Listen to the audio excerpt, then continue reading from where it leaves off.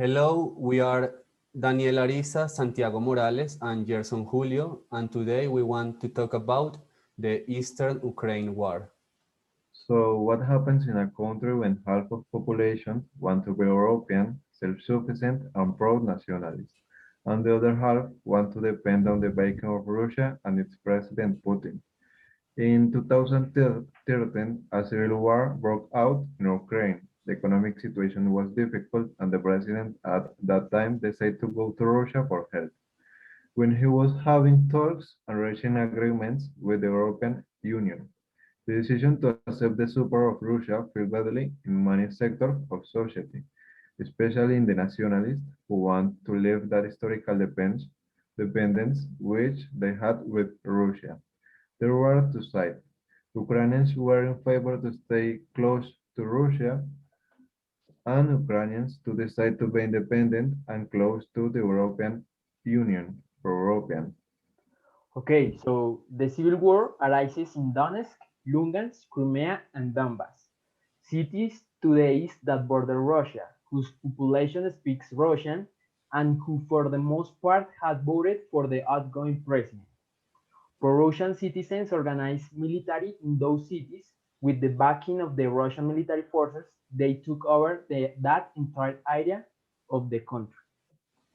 Between bombings, shootings, looting, robberies, and others, according to the United Nations, this armed conflict since 2014 has left more than 7 million civilians injured, more than 3,300,000 deaths, with damage to the infrastructure amounting to 3 billion euros.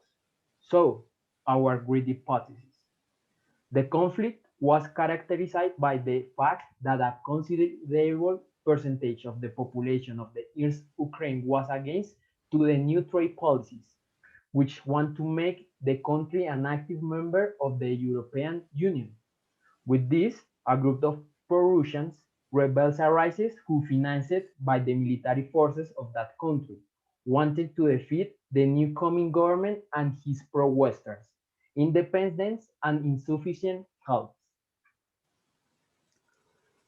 Okay, so about the grievance hypothesis. Under this theory, the conflict appears as a response to political exclusion through the years. Ukraine was a country closely linked to Russia with its same ideals, which made citizens who did not feel identified with those Russian values were a minority. There was a clear dominance of the pro-Russian sector through the country. And about the hypothesis of the cycle of poverty and war, the war in Ukraine caused the destruction of some cities in the east. The hardest hit city was Donbass, where damage to buildings, schools, and hospitals left huge economic losses. This left people and households trapped in ruins, and physical and human capital reached to the lowest points.